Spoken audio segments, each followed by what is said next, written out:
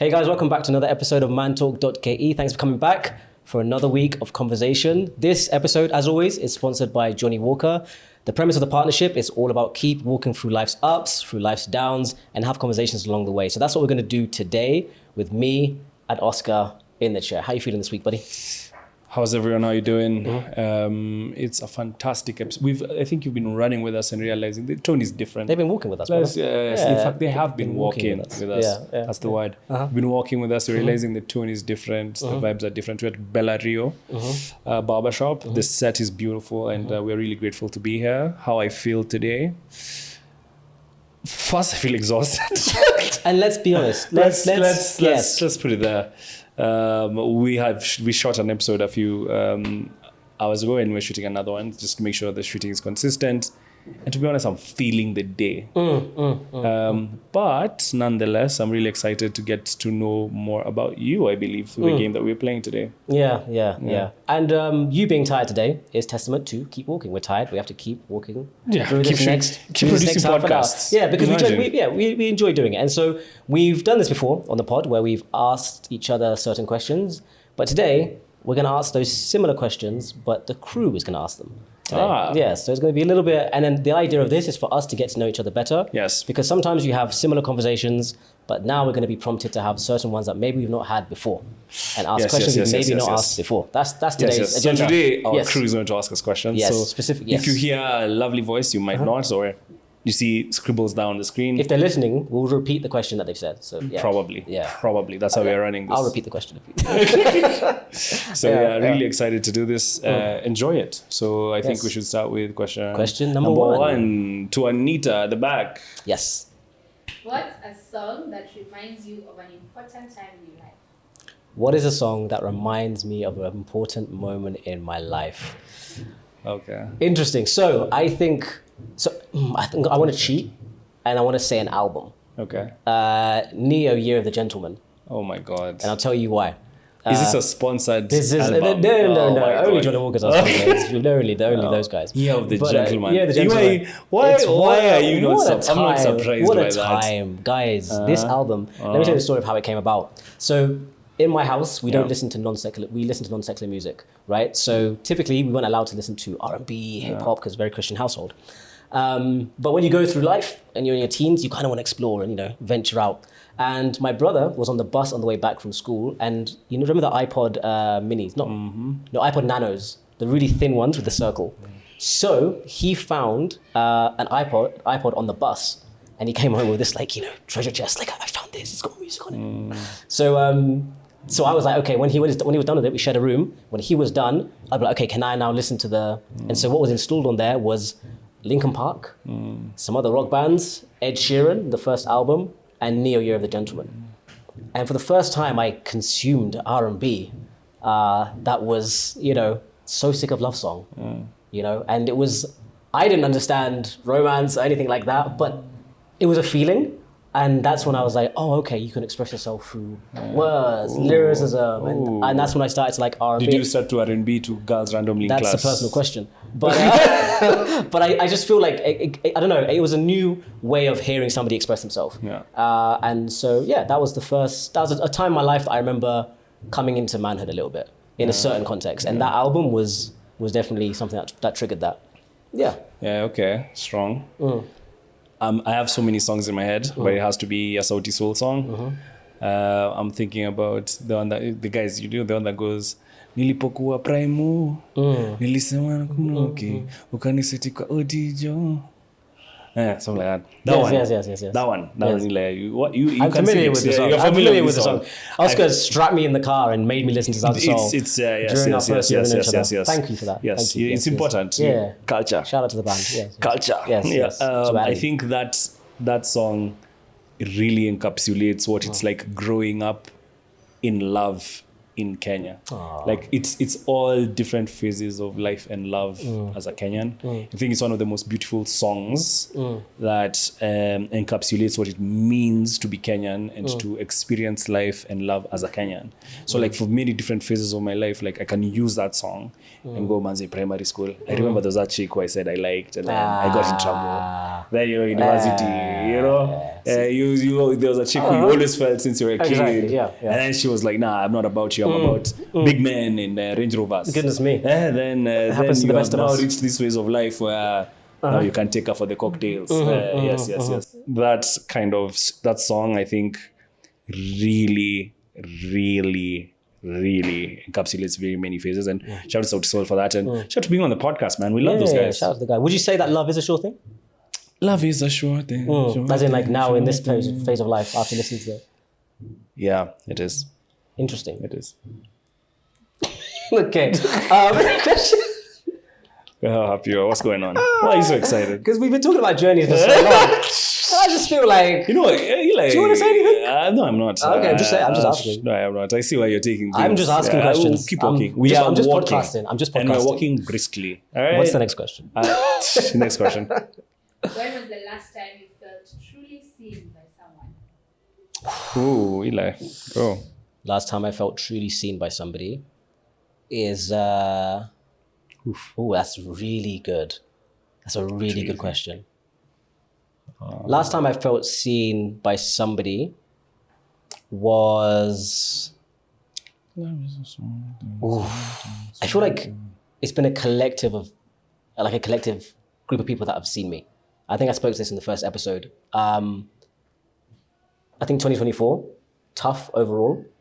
And a lot of my relationships, my friendships and my family relationships as well, they went to another level through deeper conversation. So I think I felt seen the whole of last year, towards the end of last year. And it was a beautiful thing to be able to open up a little bit more to people, because I think I've always tried to be a bit of an island. Like, it's okay, like put weight on my back. It's okay. But I think last year I started to take the weight off and be like, can you hold this for a second while I just do all my stuff? So being seen in harder moments is, I think, more, it feels a bit more real than being seen for when everything's going right, you know? So last year I felt very much seen because I started to open up to people, started to have conversations, and I was understood. So yeah, that's like friends like yourself, that's like family, yeah. I felt but Eli, you've answered this question very well, but you have missed, you know, in Kenya, we usually say, answer the question that the teacher has set. You have been asked, when was one instance when you felt seen? So give us one. One instance when I felt seen. Yes. You caught me, didn't you? Yeah, I did. Yeah, you caught saw me. What and that's why we're to friends. do. That's why we are not really strangers. I know. Yeah, keep walking. Keep walking. What? One time I felt seen. Okay. I remember I spoke to... Oh, there's just... this is tricky. It is. There we go. That one. This is why this is the questions. Okay. One time I felt seen is... I've never taken this long to answer a question in the pod. You've not. Hey, that one that you're fighting. Release. You know, honestly, elevating is not that fun anymore. Look at you. Let me fill my The veins. That's veins. This week, I'd say there was a time when me and one of my friends, kind of early in the year, there was something going on in my life with one of my very close friends, and it was like a health condition, and there was something going on in my other friend's life, and he was going through some stuff privately as well. And I remember it was a Sunday, and it's actually Kaz, right? So we said to each other that he said on the pod as well, he wanted to create more male friendships, and he invited me to the gym. It was a Sunday, it was like 1 p.m. And we sat there and we just offloaded. I was telling him about, because there's a couple like health-related traumas in my life, and he had a couple related traumas in his life. And we sat on the beanbag on a Sunday. The sun was like high in the sky. Like, you know, when you're wearing sunglasses because it's so hot. And we just spoke about like some of the deepest things we've never said to anybody. He went, I went. It was back to back until the sun literally went down. And we're like, oh, it's kind of cold. It's been like 4 hours. And I think there was so much stored up trauma because of what was going on that it was hard to articulate, but I got more comfortable. And then just the kind of non-verbal responses I was getting, which was just even just like if on the pod, if you can't see, just like a hand on the chin, listening, just like a nod. And I just felt like I could keep going, keep walking. But yeah, that was a moment where I really felt like I could say everything and anything, and I was being seen, and there was empathy, and it was a really beautiful Sunday. And that was a pivotal moment in our friendship with Kaz.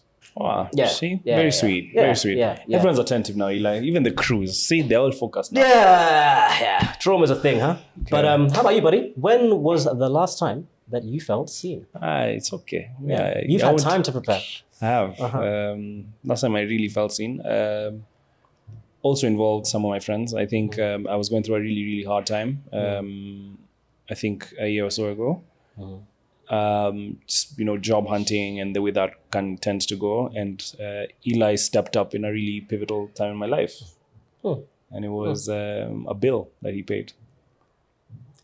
Oh man, so Eli organized a birthday with my very close friend Alex, really good friend of mine, who I wish was here taking photographs because he's actually now becoming a very good photographer. Shout out to Alex for that. Yeah, nice, shout out to him. And I think that time I was unemployed, flat broke, and Eli was like, "Oh, bro," and he just cleared the bill.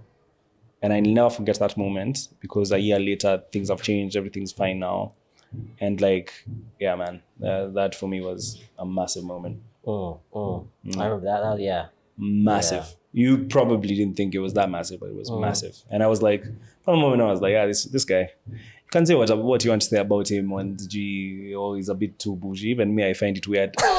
Even me, I find it weird. How do you have eye drops and all this magical equipment around you? Skincare routines from the nose to the ears. But me, I admit it's strange. But deep down, you're a kind guy, and that's what matters. That's very touching. I feel seen. Yeah, trust me. Yeah, you're okay. You're not bad. Sometimes you're crazy. Yeah, of course, naturally. Yeah. Naturally. Have you noticed we've done this thing when guys play a compliment, we have to start getting a bit weird after. We have to get weird. We can't just compliment each other and just leave it. Exactly. Yeah, but also, but that's very. And that's what friends are supposed to do. Yeah, that's what friends are supposed to do. Next. What's something you're currently working on within yourself? Oof. Ugh. I think... what am I not working on? I think I'm working on confronting the dark side of myself, but still loving myself exactly the same. You're confronting the dark side of yourself? The dark side of myself. Okay. And it's honestly all linked to just self-reflection in every aspect. I think there's some things that I've been quote unquote praised for, like the carrying the weight, etc. That I've realized that's not right. That's good. That's not right to a certain extent. Yeah. So I think the next phase of my life needs a lot of adjustment. And that's reflecting, being like, okay, some of these traits and ongoing things you've done for all these years that's got you to where you are, some of them need to change a little bit. And I'm definitely just confronting the darker parts and admitting to more things that are not good character traits, because I think I've been praised for a lot of positives. So confronting the dark so that I can be even better on the flip side. And then in that process, also realizing it doesn't diminish your worth, even if you acknowledge your flaws, and still holding myself in the same high regard to myself. First. So that's a kind of duality I'm dealing with at the moment. Yeah, you're integrating your shadow to yourself. 100%. Yeah, 100%. Yeah.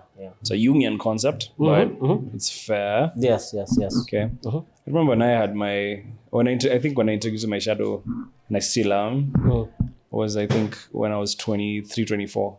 I was really, really trying to understand some elements because things happened, and then I just ran out of control. I became this version of myself that was not me. So ever since, I think life has been good. I know the dog is chained, but there's still a dog. So it's I think it's a fun part of being young and being a man. Yeah.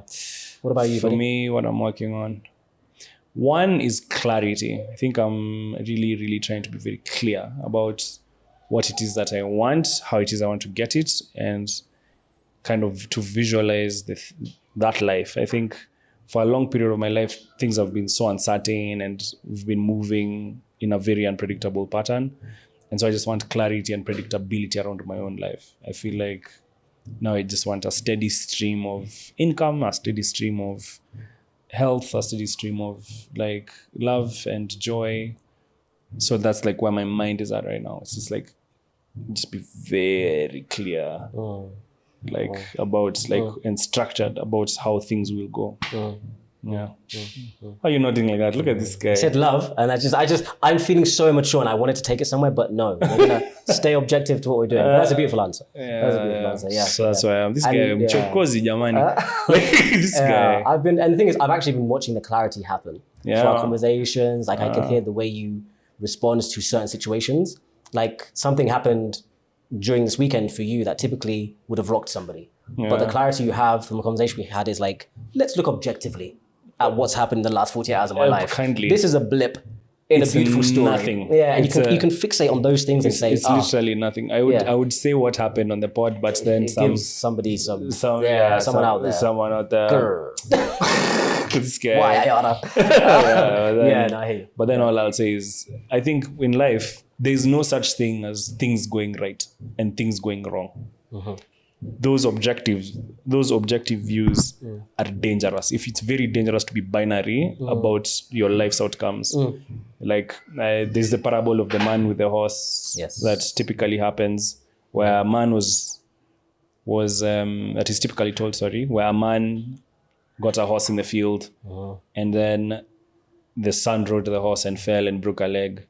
And then everyone was like, oh, it's such a bad thing that he broke a leg. And then they found out that, no, actually it's a good thing because he wasn't conscribed to the army. Yeah. And then him staying at home, everybody was thinking it's perfectly fine.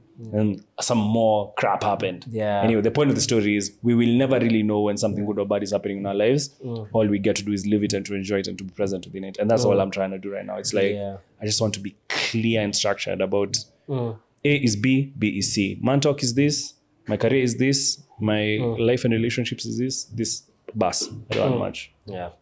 So that's what I'm working on right now. Just clarity. Yeah, we're here for it. Yeah. Next question. What's a fear you haven't shared with many people? There's two answers to this. I have a very specific niche fear. Okay. Right, and then we'll get theoretical. Okay. Imagine you're in the sea. All right? You're on a cruise. Right? Right. Right? The sun has set. It's pitch black. Okay. You go outside to just get some air. Middle of the night, no one's really there. And somehow the wind comes and then you kind of just flip and you fall into the water. You're in the middle of the sea. And now scale, you're this tiny human and your cruise ship is just going. And no one knows you're there. So you're swimming, you're trying to grab onto it, your hand just slips on the water. You're trying to chase the boat, slips. You get fatigued, you could scream, but the water's, no one hears you. That is a very specific fear that I have. So you're not getting on any cruise ships? I still would love to go on a cruise, actually. Yeah, Barbados would be fantastic. However, I wear a life jacket consistently. But like, that's just a very niche and specific fear. Like that, the dining table is the life jacket. Just in case, guys. Just in case. Yeah, that's a very specific fear. Another fear I have, but I think this is now more, man-talky. More man-talky. Is I think I've always had a fear of not, and people always say this, but like, not giving people in my life I think the word's expectation, not fulfilling what people expect me to fulfill. Yeah, fair. To myself and to the people I really love, which is a handful of people. Yeah. Because I know that it's kind of unhealthy to be going off people's opinions of you. Yeah. But when I'm working towards certain things, it's never like for me. Yeah. You're a child to somebody, right? You have a father, you have a mother, you have a family, and a lot of the driving force is, yes, I want to make myself proud ultimately. Yeah. But there's people around me, like you're my co-founder, I have another company with my sister. Like I want to be enough for everybody and what they expected of me and be enough for myself. So my biggest fear is firstly letting myself down and then letting people around me down that expected a lot of me. Yeah. And I think that's a good pressure. It can be toxic, but it's also a very good pressure because you want to take people along the journey with you and you don't want to be complacent and just be like, we're okay here. Yeah. And I think I've experienced feeling that disappointment with myself recently. So that little blip of fear I felt where I'm like, I'm not at 100%. I never want to be in that space again. First. I want to be achieving with everybody I love at the same time. Is it coming from a place of trauma or a place of love? Just expectation of myself. I have a very, very high expectation of my life and like where I want it to go. And I can feel when I'm not on that journey. Yeah, that expectation is what I'm asking. Are you saying that you love yourself so much that you're chasing that expectation? Or are you saying that your life has been so traumatic in certain aspects that you never want to fall short? No, I think I just know what I can do. Okay. And I think, I don't know if I said it on the pod before, the David Goggins book So at the end, he says something really profound where he says that one of his biggest fears is he gets to the gates and there's like a sheet of paper and it's like folded up a few times. And if you were to unfold all of it, it's the list of the things with the capabilities God gave you that you could have achieved. But the paper's folded up so many times that you've got the first 6. And that's only because you never explored your full potential. Yeah. And that rest of the list you'll never find out. Yeah. And then there's that disappointment at the end of your life. Fair. And so for me, I know how long my list is, not in an arrogant way, just like in a factual way.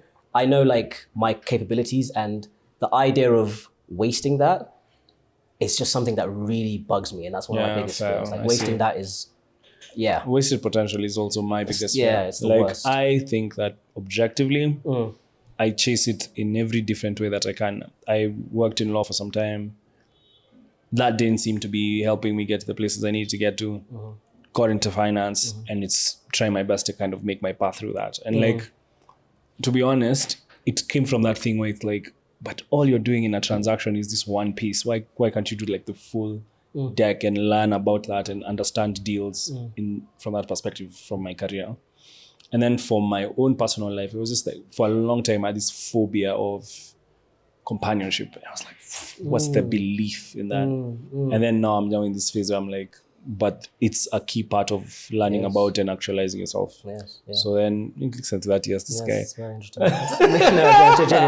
That's true. Yeah, so interesting. Yeah. So that's an aspect. And then also like the phobia of like, I mean, the capability to show up in your family life and actually be that present elder brother and try to be like good at it. Just try and work within your own boundaries and within the boundaries of family members to be abundant in their lives.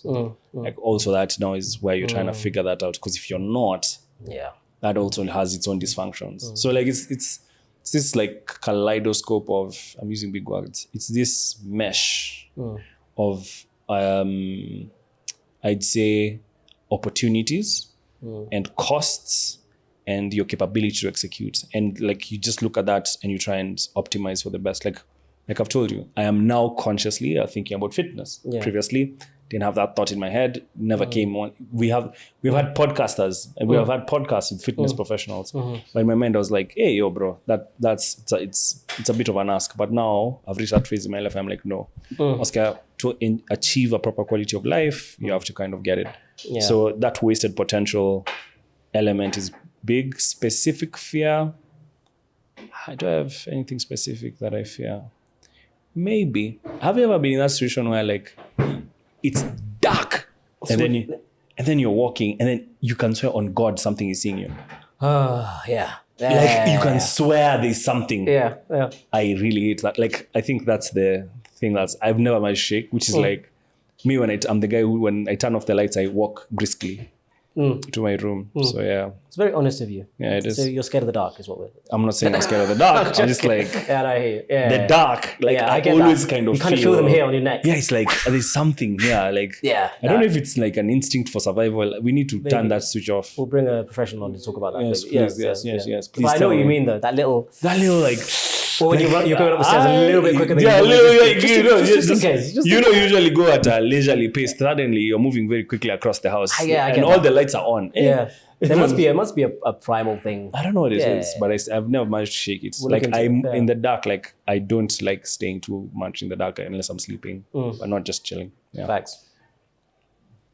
If you could relive one moment in your life, what would it be and why? Ooh. If I could relive one moment in my life, what would it be? I got plenty, brother. Why? Sorry? You go first if you have plenty. You go first. Oh, I relive one moment. This is a hard one because there have been so many wins. It's insane, man. Pretty insane. There was the trip for your birthday. The one, pretty legendary. Pretty legendary. Yeah, that was... People are laughing in the back. Yep. Yes. We didn't say much. And then there's my Watamu trip, also pretty legendary. Then there's the Billboard, Johannesburg. Pretty crazy. Shout out to Spotify. Then there's many. My graduation for my finance degree. Fun times. A lot. Yeah, there's a lot of moments. Then me, Rafa and Zach. I think actually that's something I'd relive.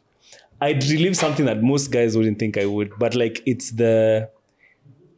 me and my classmates, so shout out to them, I'll say their names, Raphael and Zach, in the master's program. Those are some of the most beautiful days of my life.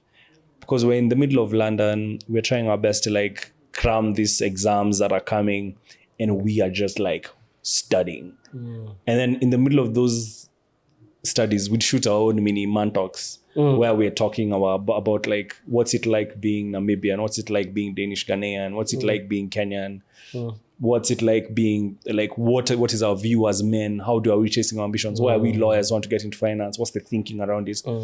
And speaking about being seen in that question we asked today, it was one of the things that crossed my mind, because that companionship, that brotherhood in that point of struggle, you're all unemployed, all of you are doing something that's risky, all of you are doing something that's hard, all of you are smart in your own way, but like you don't have a chance, so you're just fighting in the trenches. I always feel like I'd relive that. I really would. The lunches, the cold weather, we didn't care. We were marching towards a goal, and lucky all of us are in a place where we're very proud of ourselves now as in our different kind of fields. So I'd say that. Having watched that as well, like watching your journey with the boys, stand-up guys, and now where everyone is now. You I'd met be proud them. of that too. I'd relive that. I'd really relive that. Like then also we'd also get the fortune to times you've saved a little bit of pocket money, so you can go to that really, really nice restaurant and just order something light. And like you experience that as students. Let me tell you. Put that in a bottle and sell it. You'll be a millionaire. That's beautiful, man. Brotherhoods. I think you mentioned two of them that I was going to mention as well. Those trips, iconic. That's all we have to say. Iconic. Really hey, great. We need them back. Really great. In a different font, but Really. So I think my moment, I'm gonna go a little bit more like family side, because like I know the boys' vibes is that's facts. There was and I never talk about this too much on the pod, but and it's called what I referenced earlier about like traumatic health situations in my family. So there was a time where and you won't mind me saying this, like we nearly lost my dad, like 48 hours to lose him type vibe. And then I use like really chill language when I'm talking about something deep, as you noticed. So basically it was a nice edge. And the feeling of a 12-hour operation and then around Christmas time being told you have your dad back, like that's, that's a really like special feeling, because it's like a weight that's here. And you start as a young man preparing to... say goodbye. To say goodbye. You start preparing to step into a role as a kid without a dad. And so to be told it's going to be okay when you've been like, yes, having faith, yes, being a Christian, but you don't know if it's, you're having faith, but you also have to mentally prepare. That might be the thing. So also know my mom's been praying for 12 hours and then we're waiting for the call to be like, is he out? Is it going to be okay? As a young man, it's because your dad's your Superman. Like your dad is the guy that's going to, get you through every situation. To see that man weak, to see that man nearly go, then to have him back, there's nothing that comes close to that, man. Like, I can imagine, man. There's nothing that comes close. So thanks for sharing that. Having that moment I'd relive that every single day, every single time. And I hope you let him know that. Shout out to Baba Eli. It was his birthday yesterday, actually. We had a nice conversation. Yes. Shout out to, I won't say his full name, but yes. Shout out to Dad. Yeah, thanks for being here still. Good. Moving on. Actually, this is real Mantalk. Let's go. Hey, yo, we had to. Bro, keep walking, brother. Keep walking. Let's go like this. Where's the eye drops? Next question. What's something you learned about yourself through this conversation? Oh, that's powerful. What's something I learned about myself? I think I've learned that, like, this conversation especially, I'm a very, very bloody contrarian person. Like, I have so many different things about myself that are opposites. Like, softness and tenderness, ruthless drive and ambition. I really, really value my friendships, but I also really chase a lot of value in friendships. You get what I mean? Like, if they don't bring value, then I tend to deprioritize them. So it's like this really weird balance. Mm. And then on the question on songs that I like, I'm a very, very, very big Sauti Sol fan. Very big. I'm very big. Sauti Sol in capital letters. Sauti Sol forever. Yeah. Yes. And everything that they do and all of the projects that they do, I'll always be supportive. But also, like, I am a deep Nairobian. Like, mimi ni Mkenya, kindaki. And a Meru man, buru. Exactly. I've said it in Kimeru so that you get it. Yes. So, I think, that's this conversation has really shown, like, and I've grown, I think, as this podcast has gone year on year. You can see we're now flat. The tone, It's gone from a C sharp. From a C sharp now, we're like, we're okay. We're okay. We're okay. We are not stressed over here. That's facts. The question is, what have we learned about ourselves during this conversation? Yeah. I think I've learned that we've done this kind of chat before, and I feel older. Bro, I think I feel older. I think it's a shorter episode, but I feel like there's no, like, I don't care. Is what I'm trying to say. Like, that's. How did you? I just realized like you don't care. I've realized in the best way possible. Like, I used to overthink. The most meaningful way possible. Yeah, the only thing I care about is protecting people's privacy. But in terms of telling someone something about myself that's good or bad or the third, like, I am who I am now, and like, it's okay. Like, I don't mind saying something about myself anymore. Yeah. The only thing is, like, I do think, like, optics and just because the brand and the pod, but in terms of sharing a certain topic, I'm not going to say, no, I can't, unless it's to do with privacy. But like being open, I think I'm more open practically to have certain conversations. I don't care is a big takeaway from this episode, I think. Like, because we really don't care. Like, guys, in the best way possible. Yeah. Like, we've reached that stage where we've done podcasts for 5 years. Let's not even lie. We've done everything that we kind of set out to do. Now it's kind of the next level. Everything now is a bonus. We have some amazing community that still loves and supports us. We're working with the best of guests, as you will see during the course of this season, or as you are seeing and experiencing. And it's coming so naturally. It's so, like, I wish you could see this. I wish there's a way we could make you see this, whether through it's a live session or something, where, like, guys could realize there's no acts, there's no dramatization. We're not trying to say we're posh boys or anything. Like, we're suffering in this life, and we don't care to say we are suffering. And that's why it's like, keep walking. We don't care. Like, we literally don't. We've done this for a very long time, and it must be a part of us now. I think as well, I don't get, but then also I realize, even from when I'm referencing things, I care about different things. So, like, I'm caring about this relationship, my family relationships, and very few friends now. Yeah, and I also think that's why everything outside that circle. Yeah, also the impact. Yeah, exactly. The impact on the actual person who cares about Mantalk. Yeah, the rest is details. Facts. Yes. The rest is details. We're blessed to be here. Everything is a bonus. I'm always maintaining. When we started Mantalk 5-6 years ago, did we think that we'd be on a billboard in London? Did we think that we'd be interviewing the amazing people that we interview? By now, people have given up on these things, on these projects. And here we are, on a particular Sunday. Disheveled. Yes. It's doing it. Because it's a part of us now. And it's like... Facts. Yeah, and when we see... Yeah. But you know what we care about? We care about you, right? The Mantalk community. That's what we care about. Shameless plug right there. So like, share, subscribe. What's going on? We don't care. You're busy caring. I started the not caring. I'm the founder of not caring. You're laughing now. Wait, was that the last question? It wasn't the last question. It wasn't the last question? We have one more question. Okay, more. Okay. 4. Pick the best one from the best one, as you can tell. So allow me to ask this question this way. Eli, what do you think Oscar needs to hear right now? And Oscar, what do you think Eli needs to hear right now? Oof. Okay. What do I think Oscar needs to hear right now? Do you know what? We don't get to do this often. Yeah. We don't get to do this. I think we had this conversation in a slightly different way, but I think sometimes you can observe excellence and not let the person know just how excellent they are.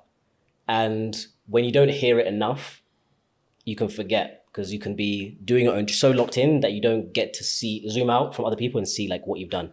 Oscar, from this time that we started this podcast to where we are now and to where you are now as an individual, professionally, mentally, as a man, it's been like an absolute honor to watch that growth and to watch you tackle situations with such a zeal because I know what you want, and to take risks that typically people wouldn't do. Your career change, we've had conversations where you've sat and said, I'm going to do this, it sounds crazy, but just watch. And everything you said, just watch, you've gone and you've done. And sometimes during that journey, it's very easy to forget what you've just done. But I want you to know that where you are now, sat here, where you're going tomorrow morning, where you're going to go clock in, is exactly what you said you wanted to do a few years ago.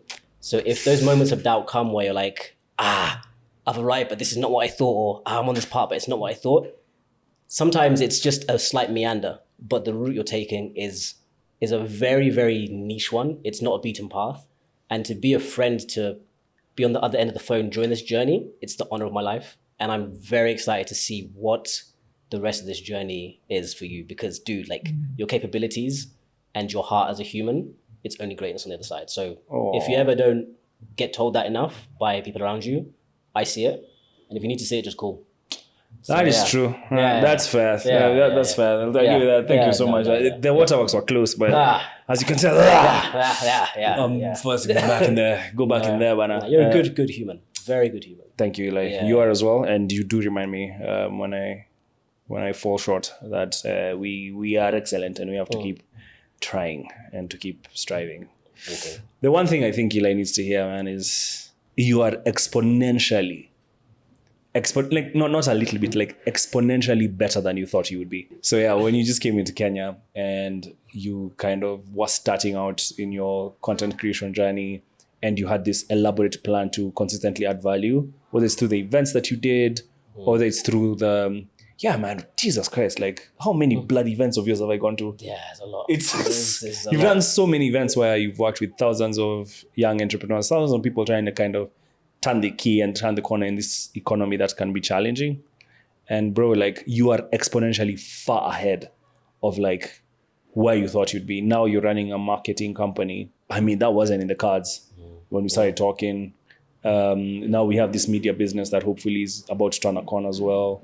And like there's so much potential that you have yet to explore that like sometimes I'm always like, nah, this guy, you're not, I just feel like there's a few levels that you're about to get to that might shock even you. Like, yeah, bro. Like, and you carry all of the challenges that have come through in your life, especially recently, with a lot of grace and a lot of strength. And I feel like you've gained a lot of perspective from it. So very, very proud of you and your short, annoying self. But yes, man, it's been a pleasure. We can't compliment each other's men without making it funny. Yeah, no, it gets weird. It gets weird. You know what I mean? It gets weird. But yeah, like that is my answer. Like, dude, exponentially better than where you thought you'd be. And it's been a pleasure to see kind of how you challenge us and how you challenge everyone in your life. Thank you, man. That means a lot. Yeah. Thank you. Thank you so much. Yeah. Good. And guys, I think you should be saying, ask your friend that question, and because you'll be shocked with what they say. Yeah. Ask your friend the same question. Yes. What's a piece of advice that has stuck with you? What is a piece of advice that has stuck with me? There's so many pieces of advice that stuck with me, but I think the best one has been reiterated by my family, by my friends for so long. I come from a very, very, I'm going to get very annoyed in this podcast talking about God because it's where I'm at right now. I come from a very, very Christian home. And my father's a deacon, my mother is a stand-up woman, and I've been in that environment of Christianity for so long. This is not to say this is the faith, believe what you want. This is just my personal journey. I've grown up in a very Christian household, and they've always said, put God first. They said it since I was a baby, bro, like every single time. And it was something I used to fight with for a long period of my life. And my mother always said to me, like, there's several parts of you, right? And sometimes, Eli, I feel like you neglect the spiritual part of you. Because you have the physical, you have the mental, like you worked on that all your life, but the spiritual has been lacking. And she said that to me in my darkest moments, like 3 years ago. And it's this advice that, you hear something so many times, put God first, spiritual, mental, physical. And it's there, you respect it, but you never implement, right? Challenges come in life, boom. And then that advice now comes like, okay, let me try and practice what I've been taught. And there's been 1 or 2 moments where I've kind of been at a crossroad where I'm just stuck. And that advice is kind of echoed in my brain. Yeah. And I've acted on it in terms of practically putting myself in a position to have a better relationship with God and seeing the result on the other side of that. That's probably the best advice I ever got, is put God first, physical, mental, and spiritual. Because it's got me through times where I was like, I've got nothing left. I've got no cognitive ability to get through it. I don't know what to do. And as soon as I kind of left it to God based on the advice I've been given, I've seen the other side and I've seen the result. So the reason that's the best advice for me is because it's something that can never be taken away from me. And that's something, whatever comes in life, I'm always going to have that pillar of spirituality and faith that's been implemented by my parents. So best advice ever. Put God first. There's physical, there's mental, and there's also spiritual. Yeah. You've gone the spiritual side. I'll go into some practical advice that I got. And someone told me that the biggest lie that there is it's never that simple. Because it is. It is that simple. I've come to various points in my life where I was not happy with where I was. And like once I made that decision that this is an unacceptable situation and like put my mind and strength into it, I started to see real change. And I think a lot of people need to hear that mediocrity that we find ourselves sometimes so comfortable in, that situation that you think is impossible, whether it's financial, emotional, mental. If you say you're not going to tolerate it in a way that's very simple to you, and you're like, this is unacceptable. I will not accept disrespect from an abusive partner. I will not accept a life where I am constantly financially anxious. I will not accept a life where my children are not able to live a quality of life that's worth living. If you really put your heart and mind into it, it becomes all very simple. It is that simple. And everybody in the world will try and complicate it with one reason or another. Oh, you're a single mother, or you are disabled in this way or that way, or you're not as intelligent as you think, or in fact, mine was you're not good at mathematics. Well, lo and behold, I'm in finance. It is that simple. And like, that's been my mentality right now, which is like, I'm going after what I want, and I'm not going after it in a weak way. I'm not going after it half-heartedly. I'm going after exactly what I want in the exact way that I want it. And yeah, it can all be so simple. As Lauren Hill says. Yes. Now, that's fantastic. That's a great piece of advice. 100%. Yeah. 100%. And I've watched it manifest in your life as well. Yeah, dude. I mean, like with Eli, when you're in my life, brother, the pressure you apply, I even may have to apply pressure. Yeah, fair. Have we finished the questions? Hey. Right. Well.